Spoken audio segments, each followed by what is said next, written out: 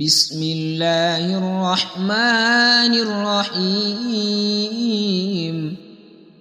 والنازعات غرقا والناشطات نشطا والسابحات سبحا فالسابقات سبقا فالمدبرات أمرا يوم ترجف الراجفة تتبعها الرادفة قلوب يومئذ واجفة أبصارها خاشعة يقولون أئنا لمردودون في الحافرة أئذا كنا عظاما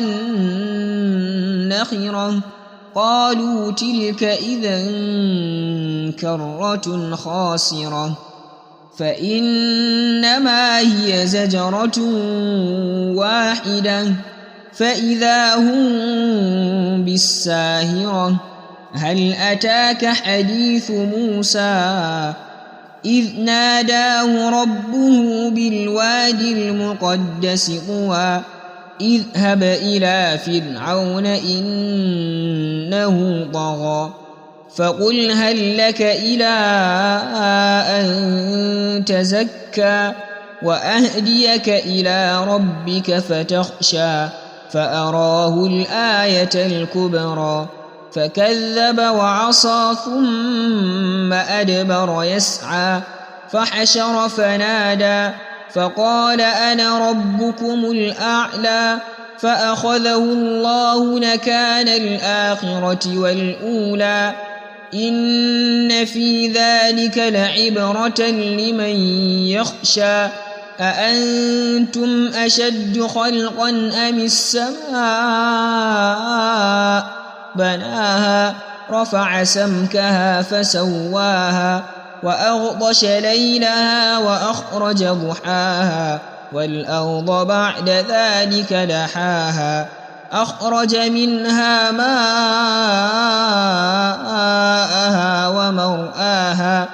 والجبال أرساها متاعا لكم ولأنعامكم فإذا جاءت الطامة الكبرى يوم يتذكر الإنسان ما سعى وبرزت الجحيم لمن يرى فأما من